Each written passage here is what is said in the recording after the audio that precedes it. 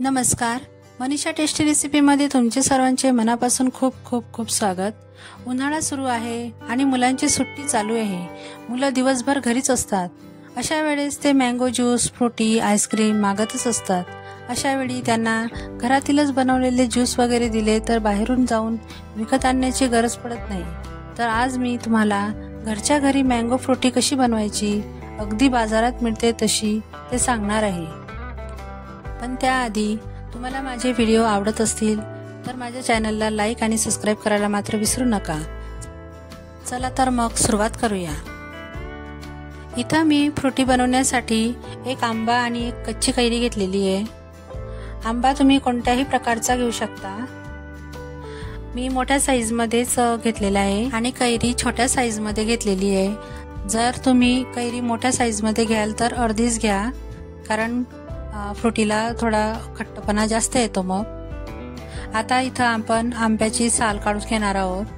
मी चाकूच्या साहाय्यानेच आंब्याची साल काढते। तुम्ही आंब्याच्या फोडी करूनही घर काढून घेऊ शकता।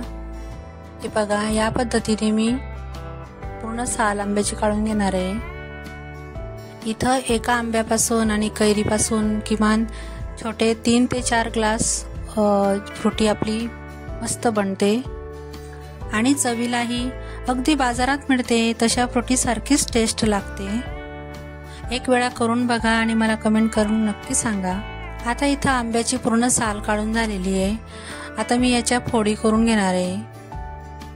हे बघा, या पद्धतीने तुकडे करून घ्यायचे आंब्याचे। असे बारीक बारीक तुकड्यांमध्ये काटून घ्यायचा आंबा। आता याच पद्धतीने आपण कैरीची साल काढून तिलाही असंच काटून घेणार आहोत।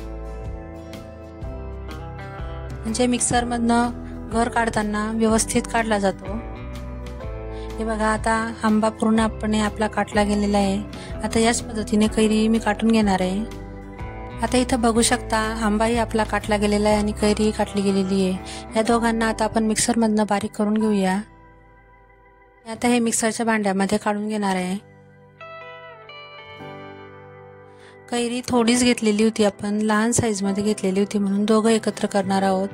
जर तुमचं आंब्याचं प्रमाण आणि कैरीचं प्रमाण जास्त असेल तर वेगवेगळं 2 भागांमध्ये बारीक करून घ्यायचं आहे। आता इथं मी बारीक करून घेणार आहे। हे बघू शकता, याची प्युरी मी करून घेतलेली आहे। आंब्याचं आणि कैरीचं वाटण एकदम स्मूथ असं झालेलं आहे। गॅसवर मी आता एक कढई गरम करायला घेतलेली आहे व त्यामध्ये आता आपल्याला प्युरी टाकून घ्यायची। पूर्ण आंब्याची आणि कैरीची प्युरी टाकून घेतलेली मी तर। मिक्सरच्या भांड्यामध्ये थोडा गर राहिलेला होता म्हणून मी त्यात थोडं पाणी टाकून ते हलवून या गर मध्ये टाकून घेतलेलं आहे। आता व्यवस्थित मिक्स करून घ्यायचं आहे। आता यामध्ये मी 1 वाटी भरून पाणी टाकलेलं आहे। मी इथं एक आंब्यापासून फ्रुटी बनवते म्हणून मी 1च वाटी पाणी टाकलेलं आहे। आंब्याचे प्रमाण जर तुम्ही जास्त घेतले तर पाण्याचंही प्रमाण थोडं जास्त वाढवून घ्यायचं आहे। आता इथं मी अर्धी वाटी साखर घेतलेली आहे। साखरेचं प्रमाणही तुम्ही जर कैरी जर जास्त खट्टी असेल, आंबट असेल तर तुम्ही साखरेचं प्रमाण थोडं कमी जास्त करू शकता। आणि आंब्याची चवही बघून घ्यायची की आंबा जर गोड असेल तर अर्धी वाटीचं प्रमाण बरोबर आहे आणि जर खट्टा असेल आंबा थोडा तर साखरेचं प्रमाण तुम्ही वाढवून घेऊ शकता।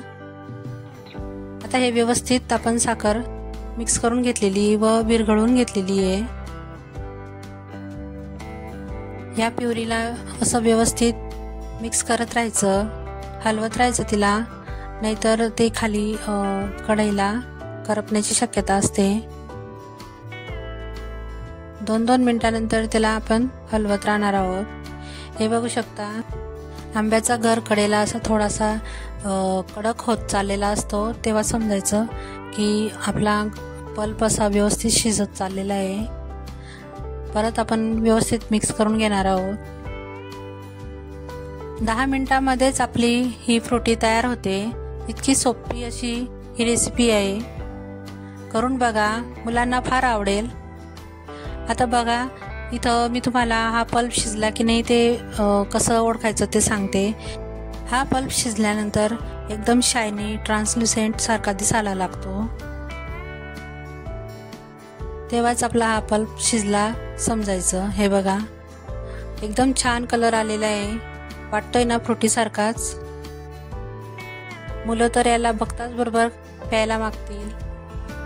आता मी गॅस बंद करून घेणार आहे। एक 10 मिनिटं आपल्याला याला शिजवायला लागलेले आहे। याला आता थंड करून घेणार आहे।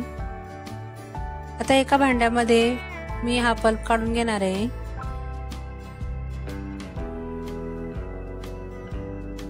व्यवस्थित त्याला थंड करून घ्यायचं आहे आणि यामध्ये मी थंड पाणीच ॲड करणार आहे। इथं मी पूर्ण पल्प काढून घेतलेला आहे व कढईमध्ये राहिलेला गर आहे तो पण मी थोडं पाणी टाकून काढून घेणार आहे। आता यामध्ये पाणी किती टाकायचं ते सांगते। थंडगार पाणी घेतलेलं आहे मी आणि छोटा अर्धा ग्लास मी इथं पाणी टाकणार आहे। आपल्याला पल्प बघून घ्यायचं आहे, घट्टसर असेल तर थोडं पाणी अजून आपण यात ॲड करून घेणार आहोत। थोडं घट्टसर वाटत असल्यामुळे मी अजून थोडं पाणी आता यामध्ये ॲड करते। तुम्ही तुमच्या आवडीनुसार चवीनुसार यामध्ये पाणी ॲड करून घेऊ शकता। जास्त पाणीही टाकायचं नाही, नाहीतर त्याचा स्वाद बिघडतो। याप्रमाणेच त्याची कन्सिस्टन्सी हवी, तेव्हाच आपल्याला ते फ्रुटी सारखंच वाटतं। आता मी तयार केलेलं मिश्रण गाळणीमधून गाळून घेणार आहे। एका पातेल्यामध्ये मी गाळणी ठेवलेली व त्यामध्ये आता थोडं थोडं करत हे मिश्रण गाळून घेणार आहे। यामुळे काय होईल तर जो जाडसर पल्प असेल तो निघून जाईल व आपल्याला एकदम फ्रुटी सारखं टेक्स्चर याचं मिळेल।